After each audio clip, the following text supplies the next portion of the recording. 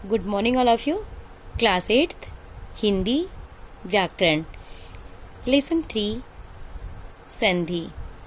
तो कल हम लोग पढ़ रहे थे संधि, संधि विच्छेद और संधि के भेद। तो चलिए आज हम पढ़ेंगे स्वर संधि। तो देखिए, स्वर संधि दो स्वरों के परस्पर मेल से जो विकार उत्पन्न होता है उसे स्वर संधि कहते हैं। जैसे देखिए बता रहे हैं इसमें कि दो स्वरों के परस्पर मेल से, दो स्वर वर्णों के परस्पर मेल से जो विकार उत्पन्न होता है, जो परिवर्तन उत्पन्न होता है, उसे स्वर संधि कहते हैं। जैसे देखिए हिमालय, ये एक शब्द है। जब हम इसका संधि विच्छेद करेंगे तो ये हो जाएगा हिम धन आलय। तो ये मैं आपको बताई हूँ कि पहले शब्द का अंतिम वर्ण और दूसरे शब्द का प्रथम वर्ण, इन दोनों वर्णों में जो विकार उत्पन्न होता है, इन दोनों के मेल से जो विकार उत्पन्न होता है उसे हम संधि कहते हैं। तो देखिए यहाँ ये माँ है, ये माँ व्यंजन वर्ण है। व्यंजन वर्ण को हम हमेशा स्वर वर्ण की सहायता से बोलते हैं। तो इस माँ में छोटा आ है और ये बड़ा आ है। तो ये छोटा आ और बड़ा आ मिला के हो गया बड़ा आ। तो यहाँ हम ये आ को हटा दिए और आ की बड़े आ को हटा के हम बड़े आ की यहाँ पर मात्रा ला दिए, तो हो गया हिमालय। इसी तरह से देखिए गजेंद्र है, गजेंद्र, गजेंद्र का जब हम संधि विच्छेद किए तो गज धन इंद्र। यहाँ पे ये जा से, जा व्यंजन वर्ण है, इसमें स्वर वर्ण छोटा आ है। और ये देखिए पहले शब्द का अंतिम वर्ण और दूसरे शब्द का प्रथम वर्ण। तो जा से हम छोटा आ लिए और दूसरे शब्द का प्रथम वर्ण यहाँ से हम ई लिए। तो ज, ये छोटा आ और ये ई मिला के हो गया, जब इसमें परिवर्तन हुआ तो हो गया ए। तो देखिए जब हम इसकी संधि कर दिए तो बन गया गजेंद्र। देखिए स्वर संधि के 5 भेद हैं। स्वर संधि के इसमें 5 भेद बताए गए हैं। कौन कौन से हैं इसको देखिए। दीर्घ संधि, गुण संधि, वृद्धि संधि, अयादि संधि और यण संधि। तो स्वर संधि के 5 भेद हुए, दीर्घ, गुण, वृद्धि, अयादि और यण संधि। तो चलिए सबसे पहले हम देखते हैं दीर्घ संधि। देखिए दीर्घ संधि, दीर्घ संधि क्या है इसको देखिए।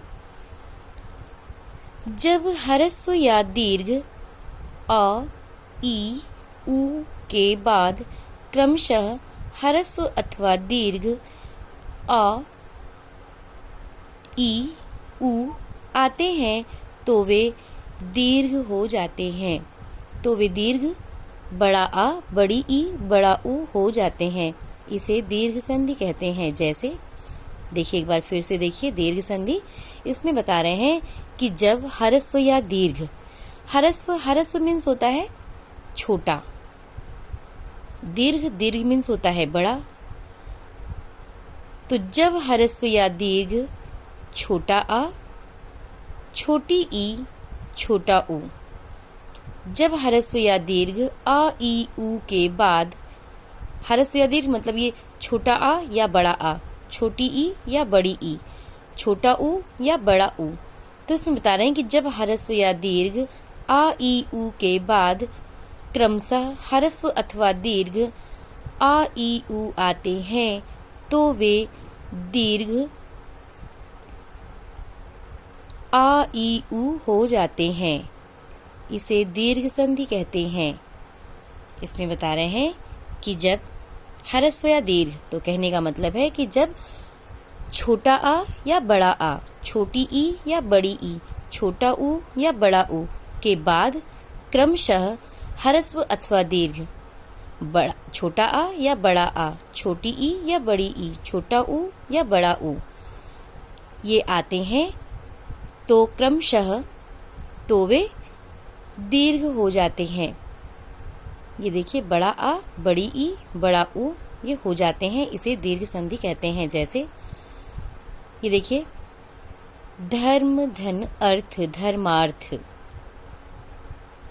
तो ये देखिए, इसमें यहाँ बताए हैं कि जब ह्रस्व या दीर्घ छोटा जब ह्रस्व या दीर्घ आ ई उ के बाद क्रमशः ह्रस्व या दीर्घ आ ई उ आए तो वो दीर्घ हो जाते हैं। तो ये देखिए, यहाँ पे छोटा आ हो या फिर बड़ा आ हो, या फिर यहाँ छोटा आ हो या बड़ा आ हो, तब भी वो बड़ा आ ही हो जाएगा। ये छोटी ई हो या बड़ी ई हो, बड़ी ई हो या यहाँ पे बड़ी ई हो, तब भी वो बड़ी ई ही हो जाएगी। तो देखिए, धर्मार्थ, धर्मार्थ ये शब्द है, इसका संधि विच्छेद हुआ धर्म धन अर्थ। सूर्य धन अस्त, सूर्यास्त हुआ।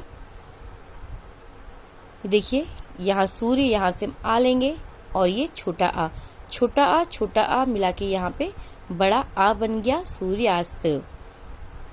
यहाँ भी देखिए, बड़ी ई के बाद बड़ी ई आई है तो ये बड़ी ई बन गया। जैसे योगेंद्र है, योगेंद्र, तो योगी धन इंद्र, योगींद्र। तो यहाँ बड़ी ई और ये बड़ी ई, तो पहले शब्द का अंतिम वर्ण और दूसरे शब्द का प्रथम वर्ण। ये देखिए, ये है। फिर सचिंद्र, ऐसे ही ये देखिए, बड़ी ई और यहाँ पे ये छोटी ई, ये तब भी ये मिलके क्या हो जाएगी, बड़ी ई हो जाएगी, सचिंद्र। इस तरह से।